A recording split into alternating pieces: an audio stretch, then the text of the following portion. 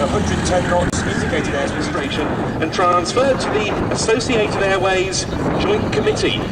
They were responsible for coordinating airline services during wartime because there was still a need for civil air transport to some degree.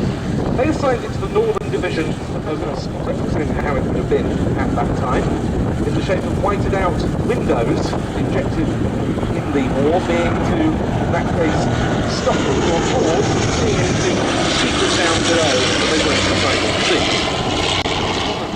It surprised me to find that out as well.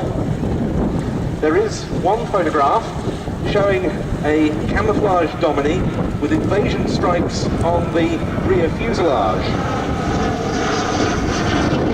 And into it, or out of it, being loaded, an Air Transport Auxiliary pilot, Mrs. Ann Duncan, who had just crashed a Supermarine Walrus rescue amphibian at Cowes on the Isle of Wight.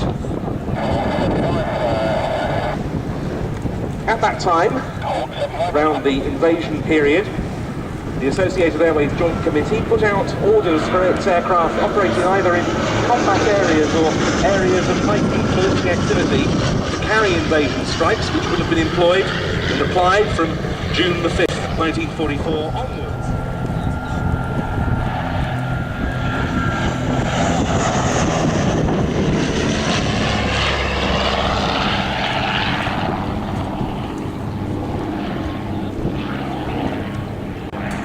By David and Mark Miller in 1986, they carried on the rebuild, which ended with a maiden flight in 2004. You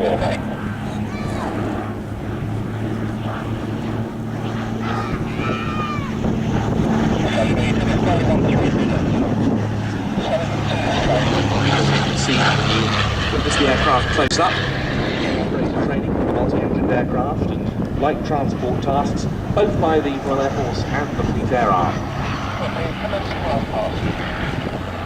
6 were also given to the US Army Air Force, used over here by the 8th Air Force. The Domini, as I said, a descendant of the Dragon Rapide, simply its military designation. And that's an aircraft first flown 80 years ago this year, and it also entered service with its first operator, Hillman Airways.